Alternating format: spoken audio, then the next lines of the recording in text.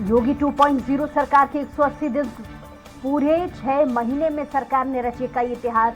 संकल्प पत्र के वादों के लिए 5,04,883 करोड़ रुपए का किया प्रावधान।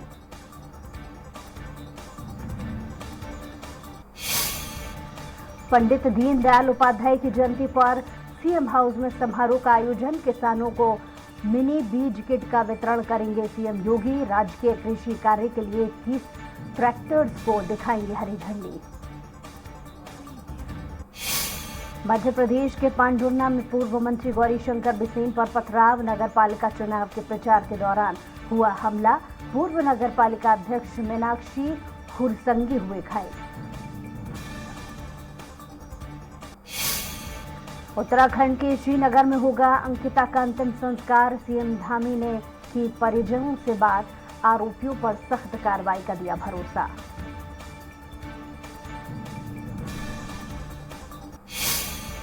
शिवपुरी के कोलारस में हाथी बना लोगों का साथी। कीचड़ में फंसे 3 ट्रकों को धक्का देकर निकाला। सोशल मीडिया पर वीडियो हो रहा वायरल।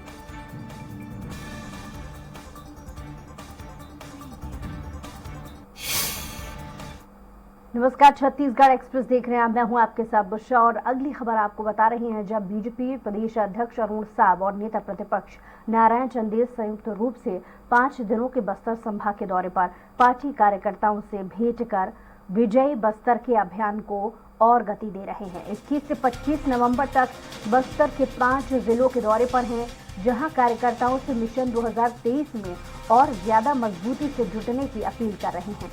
वहीं आज दोनों नेता कांकेर में पार्टी पदाधिकारियों की बैठक में शामिल होंगे।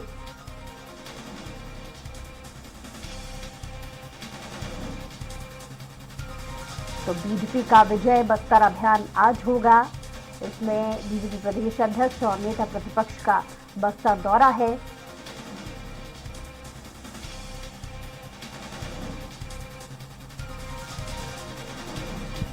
और इस पर ज्यादा जानकारी के साथ स्वरातवता हेमंत फोन लाइन पर जुड़ गए हैं। हेमंत, बीजेपी का विजय बस्तर अभियान है, इस कार्यक्रम को लेकर क्या और जानकारी मिल पा रही है? दूसरा मिशन 2023 को लेकर पूरी तैयारी बीजेपी की ओर से हो रही है। नेता प्रतिपक्ष और प्रदेश अध्यक्ष बस्तर संभाग के 5 दिन के दौरे पर हैं और पहले दिन उन्होंने जगदलपुर से इस पूरे दौरे की शुरुआत की थी। उसके बाद दंतेवाड़ा गए, बीजापुर, सुकमा, तमाम ऐसे इलाके हैं जहां पर बीजेपी के लिए एक बड़ी चुनौती है, क्योंकि 2018 के चुनाव में 12 जो बस्तर संभाग की 12 सीटें हैं उसमें से सिर्फ 1 सीट पर बीजेपी को जीत मिली थी। हालांकि दंतेवाड़ा से जो उनके विधायक थे उनकी नक्सलियों ने हत्या कर दी और जब वहां उपचुनाव हुआ तो वो सीट भी बीजेपी के पास से वहां पर निकल गई।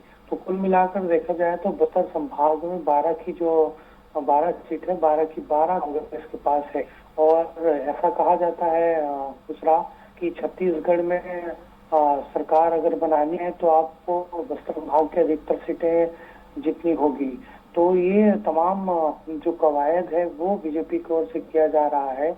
और शुरू से पुरंदेश्वरी जो डी पुरंदेश्वरी उन्होंने भी यहाँ पर दौरा किया था और फोकस पूरे तौर पर बस्तर पर रही है बीजेपी। दोनों नेता आज कांकेर में प्रदेश जो जिला के पदाधिकारी हैं, वहाँ के लोकल बॉडी हैं, उनसे मुलाकात करेंगे, बैठक उनके साथ होगी और फिर उनको चुनावी जीत का मंत्र देंगे कि किस तरीके से आप इन मुद्दों को लेकर चुनाव में जुट जाएं। जी हेमंत, आप हमारे साथ बने रहिए अगली खबर पर।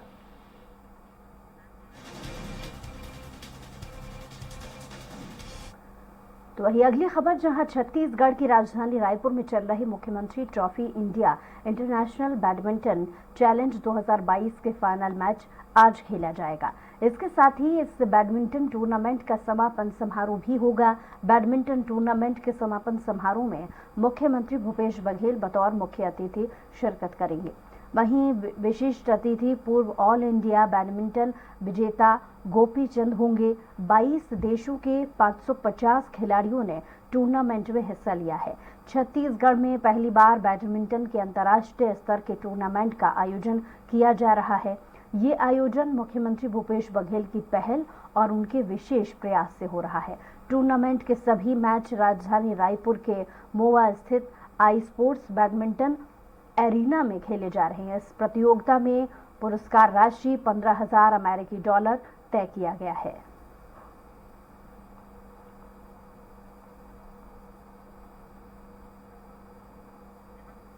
और इस पर ज्यादा जानकारी के साथ लगातार हमारे साथ हेमंत जुड़े हुए हैं।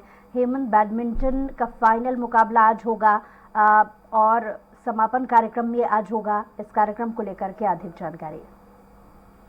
देखिए, रायपुर में पहली बार अंतर्राष्ट्रीय बैडमिंटन प्रतियोगिता हो रहा है और सड्डो स्थित जो एरिना कॉम्प्लेक्स है बैडमिंटन कोर्ट, वहां पर ये पूरा आयोजन हो रहा है और आज इसका समापन होगा, जिसमें मुख्यमंत्री भूपेश बघेल शामिल होंगे और फाइनल मुकाबले को वो पूरा मैच का आनंद लुत्फ उठाएंगे और इसमें उनके साथ जो खेल मंत्री हैं वो उनकी मौजूदगी रहेगी।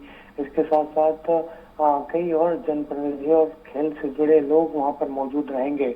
पूरी तरीके से ये एक बड़ी खुशी की खबर है कि पहली बार अंतर्राष्ट्रीय स्तर पर यहाँ पर मैच हो रहे हैं और मुख्यमंत्री भूपेश बघेल ने भी बार बार इसको लेकर पहल की थी और मुख्यमंत्री भूपेश बघेल की पहल से ही ये पूरा आयोजन हो रहा है। तो आज शाम 7 बजे के आसपास मुख्यमंत्री Bhupesh Baghel arena badminton court पहुंचेंगे और वहां पर समापन समारोह में शामिल होंगे। चलिए, बहुत शुक्रिया तमाम जानकारी के लिए हेमंत।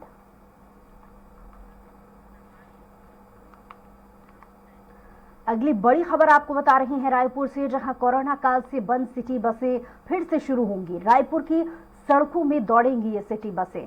65 से 30 सिटी बसों का संचालन शुरू हो जाएगा, जिसमें शहर सहित 25 किलोमीटर के दायरे में ये संचालन होगा। रेलवे स्टेशन से भटागांव तक केवल 2 बसों की सुविधा इसमें रहेगी। प्रति 2 किलोमीटर की दूरी पर 4 रुपए भाड़ा तय किया जाएगा।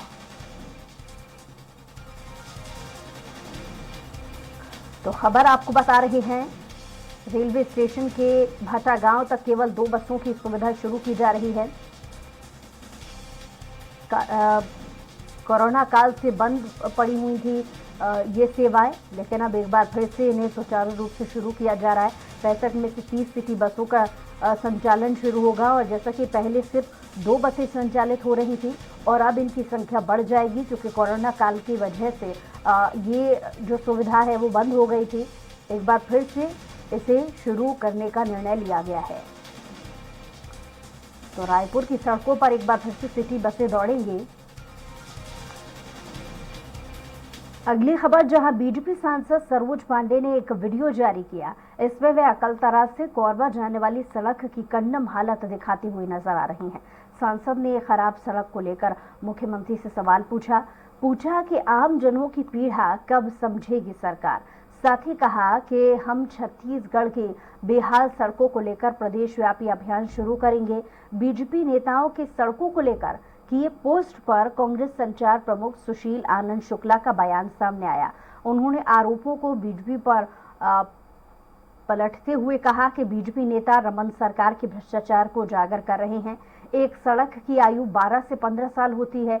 भाजपाई जिन सड़कों की बात कर रहे हैं वे साल 2017-18 में बनी थी, जिसमें भ्रष्टाचार की कालीख ज्यादा थी, डामर की कम। इसलिए 4 साल में सड़कें कंडम हो गई।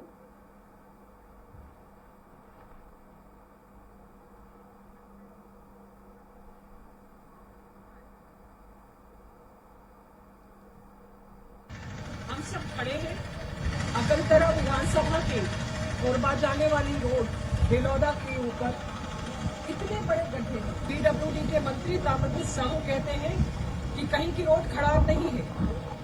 मैं मुख्यमंत्री और गृह मंत्री, पीडब्ल्यूडी मंत्री को आमंत्रित करती हूँ कि इस सड़क पर आकर देखें कि किस प्रकार से लोग गड्ढों में से गुजर रहे हैं।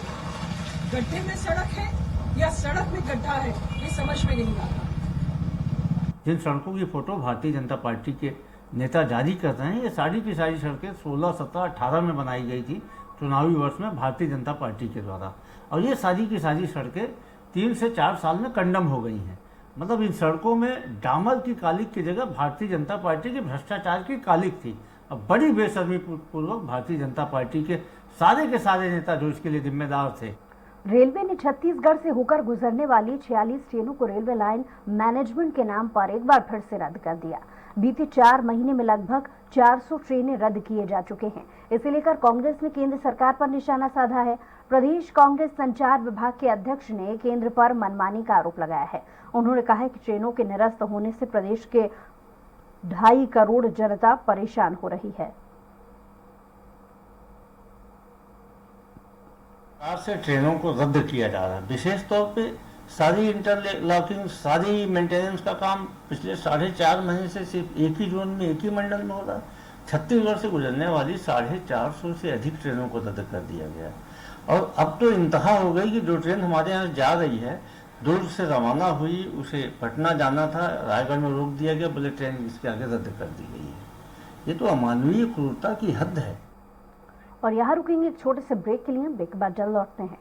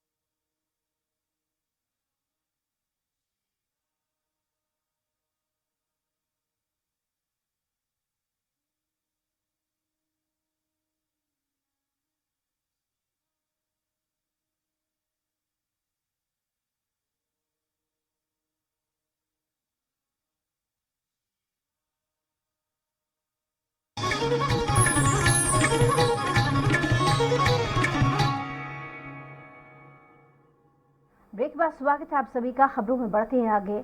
महासमुंद में बीजेपी ने गंगा जल के सम्मान में बीजेपी मैदान में कार्यक्रम किया है, जिसमें कार्यक्रम में पूर्व सीएम डॉक्टर रमन सिंह भी पहुंचे, जहां सभा में मौजूद बीजेपी कार्यकर्ताओं ने पूर्व मुख्यमंत्री रमन सिंह का स्वागत किया। इसके बाद गंगा मैया की आरती कर कलश पूजन किया। साथ ही सभा में जिला एवं बीजेपी जनों के साथ ही कांग्रेस विधायक को गंगा जल सौंपने की बात कही है।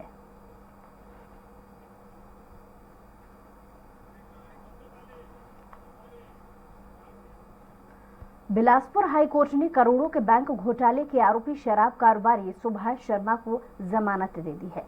सुभाष शर्मा पर 54 करोड़ के बैंक लोन घोटाले के अलावा मनी लॉन्ड्रिंग का आरोप है।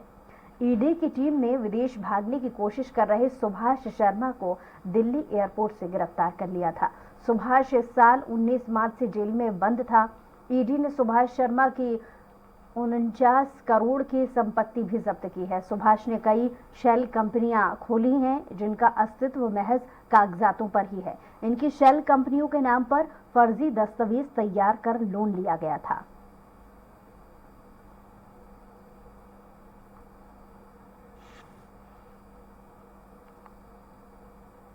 पथरिया में एक व्यक्ति के घर में 23 गौवंश की मौत हो गई। बताया जा रहा है कि वार्ड नंबर 14 के एक व्यक्ति ने सभी गौवंश को अपने घर में बंधक बनाकर रखा था। गौवंश को बिना खाना पीना दिए ही वो रखता था, जिससे सभी की दर्दनाक मौत हो गई। घटना के बाद मौके पर पथरिया तहसीलदार पहुंचे। घर मालिक फरार है।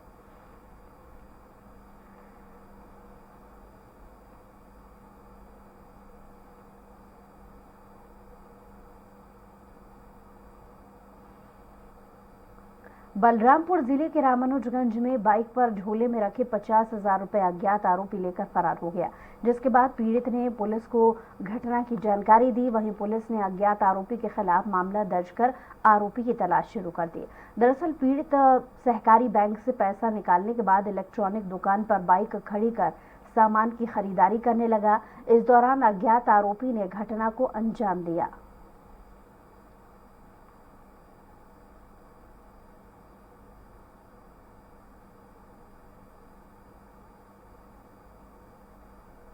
जिला सहकारी बैंक से 49,000 रुपया निकाले, 1,000 दिए अलग से, तो 50,000 के 50 के नोट दिए। उसको मैं झोला में रखा और रवि इलेक्ट्रॉनिक के पास खड़ा हुआ और झोला गाड़ी के हैंडल में छोड़ के उतर गया और थोड़ा सा बात कर रहे थे, उतना ही उतर। इलेक्ट्रॉनिक दुकान में सामान खरीद रहा था। उसी दौरान अज्ञात चोर द्वारा उस थैला को मोटरसाइकिल के हैंडल से निकालकर चोरी कर ले गया, जिससे थाना रामानुजगंज में 379 भारतीय दंड विधान के तहत अपराध पंजीबद्ध कर विवेचना में लिया गया है।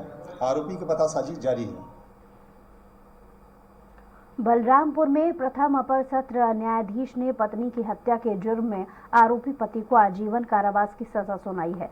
लोक अभियोजक ध्रुव गुप्ता ने जानकारी देते हुए बताया कि शंकरगढ़ थाना क्षेत्र के कोटली गांव के रहने वाले आरोपी ने साल 2018 में मारपीट कर अपनी पत्नी की हत्या की थी।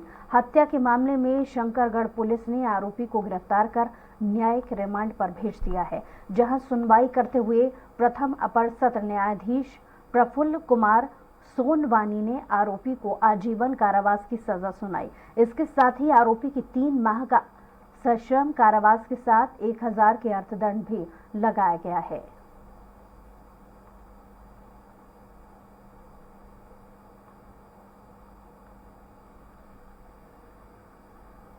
की धारा 302 आरोपी के विरुद्ध प्रमाणित पाए जाने पर प्रथम अपर जिला सत्र न्यायाधीश माननीय श्री प्रफुल्ल कुमार सोनवानी साहब द्वारा आरोपी को आजीवन कारावास और 1,000 रुपये के अर्थदंड की सजा सुनाई है।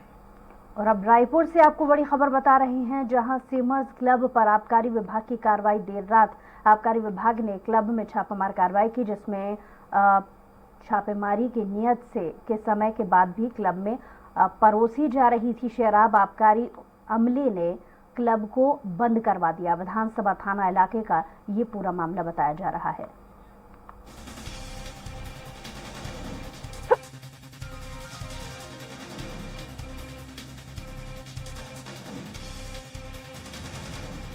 तो बड़ी खबर आपको बता रहे हैं, दरअसल आबकारी अमले ने क्लब को बंद करवा दिया। छापामार कार्रवाई की गई थी।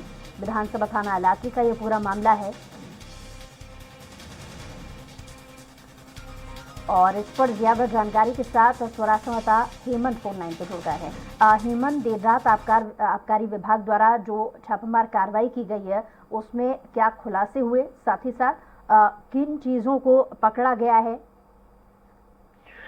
देखिए, देर रात आबकारी विभाग की टीम के द्वारा जो विधानसभा इलाके में सीमर्स क्लब है वहाँ पर छापा मारा गया और ये लगातार इस बात की शिकायत आबकारी विभाग को मिल रही थी कि जो तय समय क्लब और बार में होता है शराब पिलाने का, उससे अधिक समय से वहाँ पर शराब परोसा जा रहा है। इसके साथ साथ वहाँ पर एक चीज और सामने निकल कर आई है कि जितने लोग पार्टी में वहाँ पर गए थे क्लब में, वो बाहर में ही अपनी गाड़ियां खड़ी करके चले गए थे और रोड पूरी तरीके से उसकी वजह से वहाँ पर आवागमन में दिक्कत आ रही थी।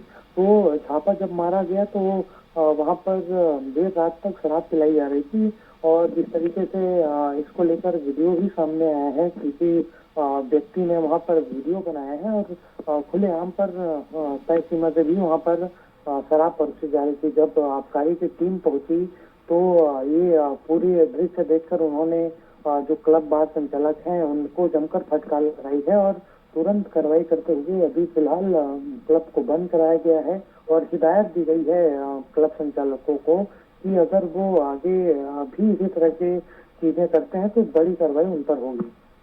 चलिए, बहुत शुक्रिया तमाम जानकारी के लिए हेमंत।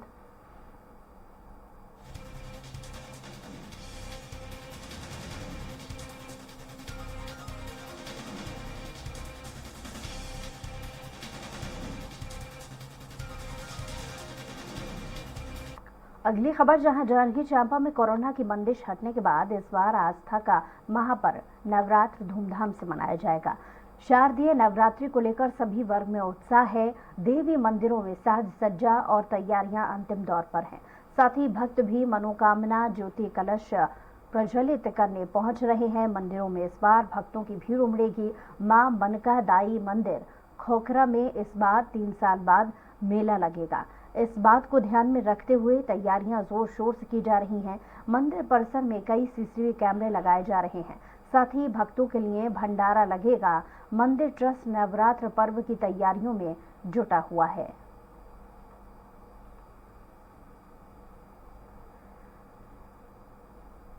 इस साल कोरोना हट चुका है। शासन का गाइडलाइन कोई प्रकार का नहीं है। दर्शनार्थी दूर दराज से यहाँ आ रहे हैं, अपने मनोकामना रसीद कटवा रहे हैं और हम सबको पूछते हैं कि जस गीत होगा तो ट्रस्ट की ओर से जस गीत भी होगा, भंडारा भी होगा और साथ में जो बाजार नहीं बैठा था 3 साल, वो दूर दराज के झूला और अपना सामान लेके पहुंच रहे हैं। 2 साल कोरोना में भीड़ भाड़ बहुत कम था। नवरात्रि इस साल बड़े धूमधाम से अच्छा बढ़िया मनाएंगे।